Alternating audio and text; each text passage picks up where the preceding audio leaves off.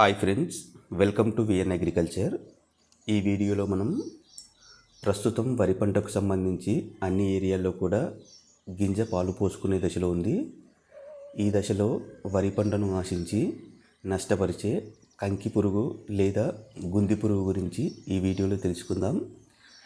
ఈ కంకి పురుగు వరి పంటను ఆశించినప్పుడు రైతులు 10 నుంచి 40% వరకు దిగుబడిని నష్టపోవడం జరుగుతుంది. ఈ గుంది పురుగు వరి పంటను ఆశించినప్పుడు తాలు గింజలు కానీ లేదా పూర్తిగా ఎండిపోయిన గింజలు కానీ లేదా బలహీనమైన గింజలు ఏర్పడటం జరుగుతుంది. దీని వలన రైతులు నష్టపోవడం జరుగుతుంది. ఈ కంకి పురుగును మనం 3 రకాలుగా గుర్తించవచ్చు. ఇవి తొలి దశలో ఆకు మధ్య భాగంలో గుండ్రంగా గోధుమ రంగులో విత్తనాల మాదిరిగా గుత్తులుగా గుడ్లను పెట్టడం జరుగుతుంది. ఇలాంటివి కనిపించినప్పుడు అటువంటి ఆకులను మనం పొలం నుంచి వేరు చేయాల్సి ఉంటుంది. ఇక రెండవ దశలో చిన్న పిల్ల పురుగులు ఏర్పడతాయి.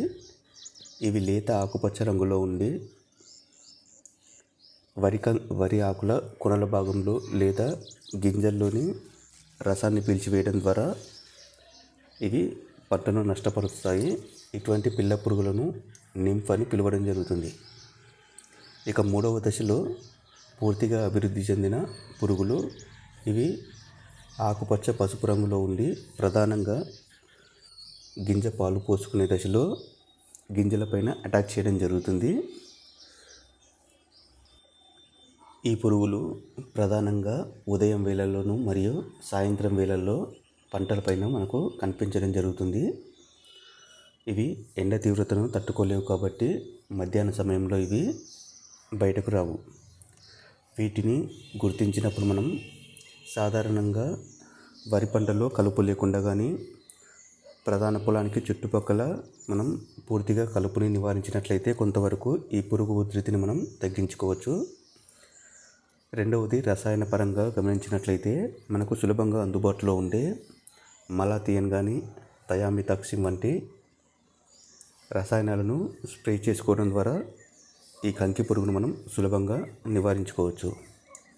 వరి పంటలో ఈ పురుగును గమనించినప్పుడు దానిని టచ్ చేసినప్పుడు మనకు ఒక రకమైన చెడు వాసన రావడం జరుగుతుంది. ఈ విధంగా మనం ఈ కంకి పురుగును గుర్తించి సరైన సమయంలో రసాయనాలను పిచికారీ చేసినట్లయితే దీనిని మనం సమర్థవంతంగా నివారించుకోవచ్చు. ఈ వీడియో కనుక నచ్చినట్లయితే మన ఛానల్ని లైక్ చేయండి మరియు సబ్స్క్రైబ్ చేయండి. Thank you.